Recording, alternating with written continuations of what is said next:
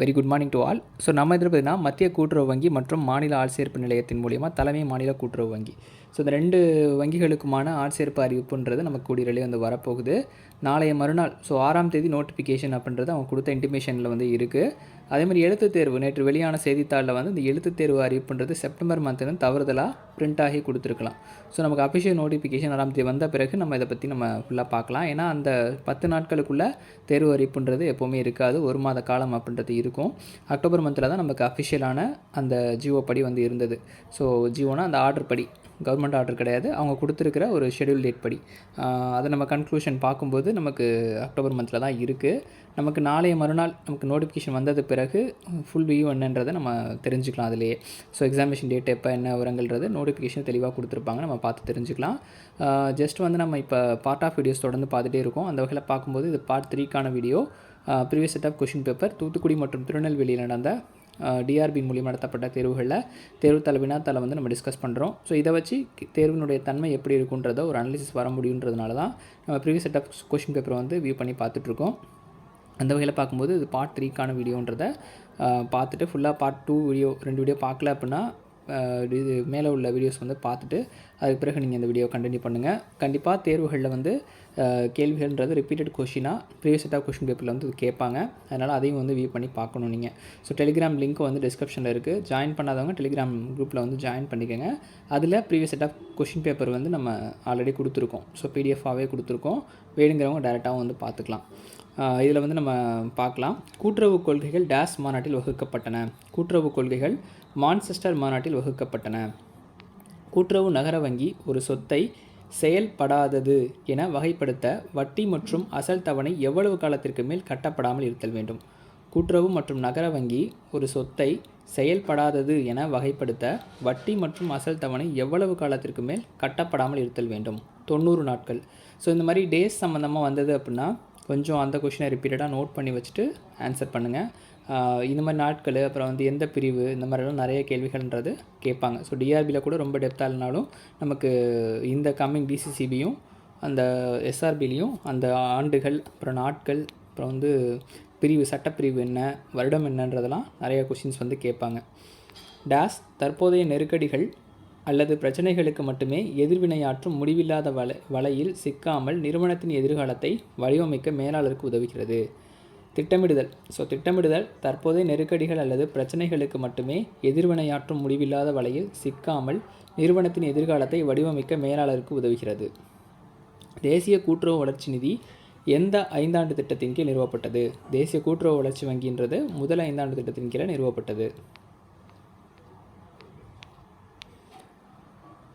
தமிழ்நாடு கூட்டுறவு சட்டம் 1983 விசாரணை எந்த சட்டப்பிரிவில் குறிப்பிடப்பட்டுள்ளது?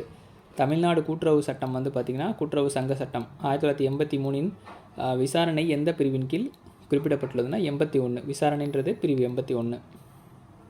பின் வருவனவற்றுள் எது வேளாண் பதனிடும் கூட்டுறவிற்கான எடுத்துக்காட்டு அல்ல? கூட்டுறவிற்கான எடுத்துக்காட்டு அல்ல. பின் வருவனவற்றுள் எது வேளாண் பதனிடும் கூட்டுறவிற்கான எடுத்துக்காட்டு அல்ல? Option D. வீட்டு வசதி கூட்டுறவு வாரியம் வந்து வேளாண் பதனிடும் கூட்டுறவுக்கான எடுத்துக்காட்டு அல்ல. சமூகத்தின் சிறந்த நலன்களுக்கு சேவை செய்வதன் முக்கியத்துவத்தை எந்த கூட்டுறவு வலியுறுத்துகிறது? பார்த்திங்கன்னா ஆப்ஷன் சி, சமூகத்தின் மீதான அக்கறை. ஸோ இந்த மாதிரி கொஷின்ஸ் இருக்கும்போது ஈஸியாக நம்ம ஆன்சர் பண்ணிடலாம், படித்து பார்க்கணும். ஸோ ஒரு பீரியடாக படித்து பார்த்திங்கன்னா அதற்கான ஆன்சர் வந்து அந்த கொஷின்லேயே இருக்கும், ஈஸியாக வந்து நீங்கள் அதை கிராக் பண்ணிடலாம். ஒரு விற்பனை கூட்டுறவு சங்கத்தில் கூட்டுறவு சங்கத்தின் முதன்மை பணி என்ன?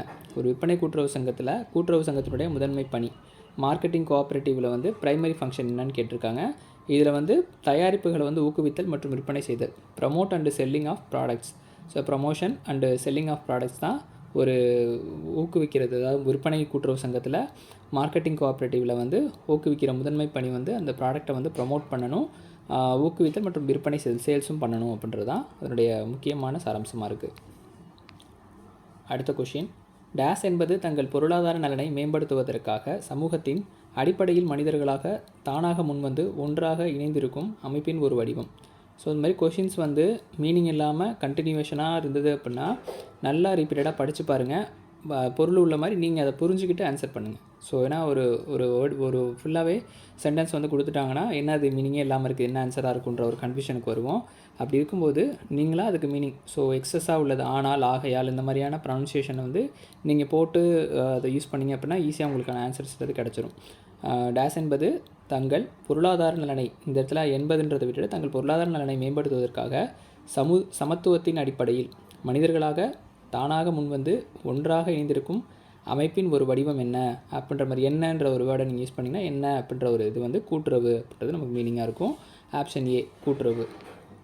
அடுத்தது டேஸ் செயல்பாடுகளை ஒரு தர்க்க முறை கட்டமைப்பு அல்லது கட்டமைப்பை தொகுப்பதில் அக்கறை கொண்டுள்ளது. டேஸ் செயல்பாடுகளை ஒரு தர்க்க முறை மற்றும் கட்டமைப்பு தொகுப்பதில் அக்கறை கொண்டுள்ளது. அதுக்கான ஆன்சர் வந்து ஒருங்கிணைத்தல். ஸோ ஆப்ஷன் பி ஒருங்கிணைத்தல். கிப்புட்ஸ் என்ற சொல் எதனுடன் தொடர்புடையது? கிப்புட்ஸ் என்ற சொல் எதனுடன் தொடர்புடையதுன்னு பார்த்தீங்கன்னா கலெக்டிவ் வில்லேஜ் இன் இஸ்ரேல். கலெக்டிவ் வில்லேஜ் இன் இஸ்ரேல், இஸ்ரேலில் உள்ள கூட்டுறவு கிராமம். கூட்டுறவு அமைப்பில் எவர் உறுப்பினராகலாம்? கூட்டுறவு உறுப்பில் வந்து யாரெல்லாம் உறுப்பினராகலாம்னு பார்த்தீங்கன்னா அனைவருமே உறுப்பினராகலாம்.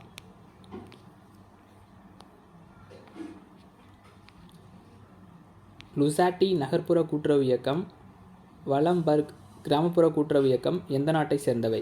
இத்தாலி நாட்டை சார்ந்தவை. லுசாட்டி மற்றும் வாலம்பர்க் எந்த கிராமப்புற கூட்டுறவு அமைப்பை சார்ந்ததுன்னு பார்த்திங்கன்னா இத்தாலியினுடைய கூட்டுறவு அமைப்பை சார்ந்தவை. அமுல் என்னும் வணிக குறியீடு யாருடையது? அமுல் என்னும் வணிக குறியீடு யாருடையதுன்னா கூட்டுறவுனுடையது. அந்த அமுலுடைய குறியீடு பார்த்திங்கன்னா கூட்டுறவுடையது. ஒரு கூட்டுறவு மற்றொரு கூட்டுறவு அல்லது ஒரு வணிக நிறுவனத்துடன் இணைக்கும் செயல்முறைக்கு என்ன சொல்? ஒரு கூட்டுறவு மற்றொரு கூட்டுறவு அல்லது வணிக நிறுவனத்துடன் இணைக்கும் செயல்முறைக்கு என்ன சொல்? இணைப்பு. Option B merger. சிறுதானியங்கள் மற்றும் எண்ணெய் வித்துக்கள் வளர தேவையான மழையளவு 75 to 125 சென்டிமீட்டர். 75 to 125 centimetre. கூட்டுறவு சங்கங்கள் ஒரு உறுப்பினர் டேஸ் வாக்கு என்ற கொள்கையை கொண்டுள்ளன. ஒரு நபர் ஒரு வாக்கு தான். ஸோ இதுலேயும் வந்து ஒன்று வாக்கு அப்படின்னு சொல்லியிருக்காங்க. ஒரு உறுப்பினர் ஒரு வாக்கு முறை தான் வந்து பின்பற்றப்படுகிறது. நிர்வாக குழுவின் பதவிக்காலம் டேஸ் ஆண்டுகள்? 5 ஆண்டுகள். நிர்வாகத்துடைய பதவிக்காலம் வந்து பார்த்திங்கன்னா 5 ஆண்டுகள் என நிர்ணயிக்கப்பட்டுள்ளது. அகில இந்திய கிராமப்புற கடன் கணக்கெடுப்பு குழு டேஸில் அமைக்கப்பட்டது? 1951. எந்த ஆண்டு பல மாநில கூட்டுறவு சங்கங்கள் சட்டம் இயற்றப்பட்டது? 2002. பல மாநில கூட்டுறவு சங்கம்ன்றது அதாவது பல்மாநில கூட்டுறவு சங்கம்னு சொல்லிட்டு நமக்கு தமிழ்நாட்டிலே வந்து ஒரு சங்கம் இருக்குது. இந்த சிம்கோன்னு சொல்லுவாங்க, south India multi state cooperative society. So இந்த மாதிரியான கோஆப்ரேட்டிவ் சொசைட்டிஸ் வந்து மல்டி ஸ்டேட் கோஆப்ரேட்டிவ் சொசைட்டிஸ். இந்த சொசைட்டிஸ் பார்த்திங்கன்னா 2 மாநிலங்களுக்கு இடையான ஒரு கூட்டுறவு சங்கங்களுடைய உறவுகளை மேம்படுத்துறதுக்காக வந்து ஏற்படுத்தப்பட்டிருக்கு. இப்போ நம்ம சிம்கோ எடுத்துக்கிட்டிங்க அப்படின்னா கேரளாவுக்கும் தமிழ்நாடுக்கும் உள்ள அந்த ஒரு இணைப்பை வந்து ஏற்படுத்துகிற ஒரு கூட்டுறவு சங்கமாக இருக்குது. அதுவும் எந்த ஆக்ட் படி இது ரிஜிஸ்டர் பண்ணியிருக்காங்கன்னா 2002 ஆக்ட் படி தான். ஸோ சிம்கோனுடைய அஃபிஷியல் வெப்சைட்டில் போய் செக் பண்ணி பார்த்திங்கன்னா தெரியும்.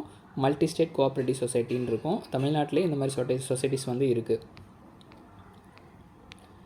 இந்தியாவில் நுகர்வோர் கூட்டுறவின் நிர்வாக அமைப்பின் கூட்டமைப்பு எத்தனை அடுக்குமுறை? 3 அடுக்குமுறையில் இருக்குது. இந்தியாவுடைய நுகர்வோர் கூட்டுறவின் நிர்வாக அமைப்பு கட்டமைப்பு எத்தனை அடுக்குமுறைனா 3 அடுக்குமுறை. அடுத்த ஒரு ஸ்டேட்மெண்ட் மாதிரி ஒன்று கொடுத்துருக்காங்க. ஸ்ரீ சிவராமன் தலைமையில் விவசாயம் மற்றும் ஊரக வளர்ச்சிக்கான நிறுவன கடனுக்கான ஏற்பாடுகளை மறு ஆய்வு செய்வதற்கான இக்குழு பரிந்துரைத்தது. சிவராமன் குழு வந்து பார்த்திங்கன்னா விவசாயம் மற்றும் ஊரக வளர்ச்சி நிறுவனத்தை கடனுக்காக ஏற்பாடுகளை மறு ஆய்வு செய்வதற்கு, அதை வழங்குறதுக்கான கடனை ஏற்படுத்துறதுக்கான மறு ஆய்வு செய்வதற்கான குழு வந்து பரிந்துரைத்தது. என்னத்தை பரிந்துரைத்தது அப்படின்னு பார்த்திங்கன்னா தேசிய வேளாண்மை மற்றும் ஊரக வளர்ச்சி வங்கிக்கு வந்து இந்த மேம்பாடுகளுக்கான பரிந்துரைகளை வந்து மேற்கொண்டது. எந்த குழு அப்படின்னா ஸ்ரீ சிவராமன் தலைமையிலான விவசாயம் மற்றும் ஊரக வளர்ச்சிக்கான நிறுவன கடனுக்கான ஏற்பாடுகளை வந்து ஏற்படுத்துறதுக்காக அமைக்கப்பட்ட குழு இந்த குழு. ஓகேவா? அடுத்த கொஷின். வங்கிகள் கடன் வழங்குவதை கட்டுப்படுத்தும் அதிகாரத்தினை ரிசர்வ் வங்கி வழங்கும் வங்கிக்கு ஒழுங்குமுறை சட்டப்பிரிவு என்னன்னு கேட்டிருக்காங்க. ஆப்ஷன் பி பிரிவு 21. வங்கிகள் கடன் வழங்குவதை கட்டுப்படுத்தும் அதிகாரத்தினை ரிசர்வ் வங்கிக்கு வழங்கும் வங்கி ஒழுங்குமுறை சட்டப்பிரிவு என்னன்னு கேட்டிருக்காங்க. ஆப்ஷன் பி பிரிவு 21. எந்த குழு மாநில கூட்டுறவு வங்கியின் தேவையை வலியுறுத்துகிறது? எட்வர்ட் மெக்கல்லன் குழு. எந்த குழு மாநில கூட்டுறவு வங்கியின் தேவையை வலியுறுத்தியது? எட்வர்ட் மெக்கல்லன் குழு. வங்கி தனது மொத்த வைப்பு தொகையிலிருந்து ரொக்கமாக இந்திய ரிசர்வ் வங்கியிடம் வைத்திருக்க வேண்டிய பணத்தின் வீதம் சிஆர்ஆர்னு சொல்லுவாங்க. கிராஸ் அதாவது cash reserve ratio. Cash reserve ratio.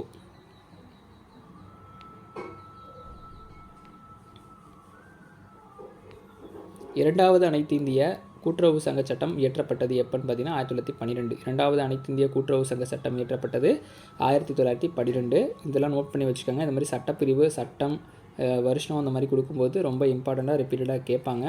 So இரண்டாவது அனைத்து இந்திய கூட்டுறவு சங்க சட்டம் இயற்றப்பட்டது எப்போனா 1912. முதலில் நகர கூட்டுறவு வங்கி எங்கு பதியப்பட்டது? காஞ்சிபுரத்தில் தான் முதல் நகர கூட்டுறவு வங்கி பதியப்பட்டது. 1965 டாஸின் உருவாக்கம் கூட்டுறவு வழிகளில் பால் பண்ணை அமைப்பதற்கு ஒரு முக்கிய படியாக இருந்தது. தேசிய பால்வள மேம்பாட்டு வாரியம் NDDBங்கிறது தான் முதலாக 1965 கூட்டுறவு வழிகளில் பால் பண்ணை அமைப்பதற்கான ஒரு முக்கிய படியாக அமைந்தது. மாநில அளவில் குறுகிய கால கடன் கூட்டுறவுகளை பொறுத்தவரை டாஸ் முதன்மை சங்கங்களும் மாநில கூட்டுறவு உச்ச வங்கிகளுக்கும் இடையே இணைப்பாக செயல்படுகிறது. மாவட்ட அளவிலான கூட்டுறவு வங்கிகள். நபார்டு வங்கியின் பங்குத் தொகையில் ரிசர்வ் வங்கியின் பங்கு என்ன? ஸோ இதில் எல்லா ஆன்சருமே, ஸோ இதில் சரியான விடை அப்போ கொடுக்கலன்றப்ப எந்த ஆப்ஷன் நீங்கள் சூஸ் பண்ணியிருந்தாலும் சரியான விடைன்னு சொல்லியிருக்காங்க. ஸோ இதற்கு ஆன்சர் என்னன்றதை நான் நெக்ஸ்ட் வீடியோவில் உங்களுக்கு எக்ஸ்பிளைன் பண்ணுறேன். நபார்டு வங்கியின் பங்குத் தொகையில் ரிசர்வ் வங்கியின் பங்கு என்ன அப்படின்றது. ஸோ எத்தனை சதவீதம்ன்றதை அக்யூரேட்டாக நம்ம பார்க்கலாம். இதில் கூடுதலான சதவீதம் இருந்தது. அவங்க கம்மியாக கொடுத்ததுனால எல்லா ஆன்சருமே, ஸோ எதை கொடுத்துருந்தாலும் ஆன்சர் ரைட் அப்படின்றத கொடுத்துருந்தாங்க. ஸோ அடுத்தடுத்த வீடியோவில் தொடர்ந்து பார்ட் ஆஃப் வீடியோஸ் தொடர்ந்து பார்க்கலாம். தொடர்ந்து சேனலையும் ஃபாலோ பண்ணுங்கள். டெலிகிராம் லிங்க் டிஸ்கிரிப்ஷனில் இருக்குது, பார்த்துட்டு ஜாயின் பண்ணிக்கோங்க. அதே மாதிரி ஸ்டடி மெட்டீரியல் DRB SRBக்கான ஸ்டடி மெட்டீரியல் அப்படின்றது ஃபுல் வீடியோ நம்மகிட்ட அவைலபிள் இருக்குது. டிஸ்கிரிப்ஷனில் வாட்ஸ்அப் நம்பர் இருக்குது, பார்த்துட்டு நீங்கள் வாட்ஸ்அப் பண்ணி புக்ஸ் வேணுன்றவங்க பர்ச்சேஸ் பண்ணிக்கலாம். இந்த புக்ஸ் பொறுத்தளவு கோஆப்ரேட்டிவ் புக்ஸ் 2 புக்ஸ் கொடுக்குறோம். ஸோ MAS கம்ப்யூட்டர் அப்ளிகேஷன் ஒரு புக்கு, ப்ளஸ் அந்த கோஆப்ரேட்டிவ் சப்ஜெக்ட் ஒரு புக்கு. ஸோ 2 புக்ஸ் கொடுக்குறோம். அதுமாதிரி தமிழ் ஜென்ரல் ஸ்டடீஸும் போத் புக்ஸ் அவைலபிள் இருக்குது, Tamil and English medium. So 2 medium வேணுன்றவங்களும் பர்ச்சேஸ் பண்ணிக்கலாம். டிஸ்கிரிப்ஷனில் வாட்ஸ்அப் நம்பருக்கு வாட்ஸ்அப் பண்ணிவிட்டு புக்ஸ் வேணுன்றவங்க பர்ச்சேஸ் பண்ணிக்கோங்க. நன்றி, வணக்கம்.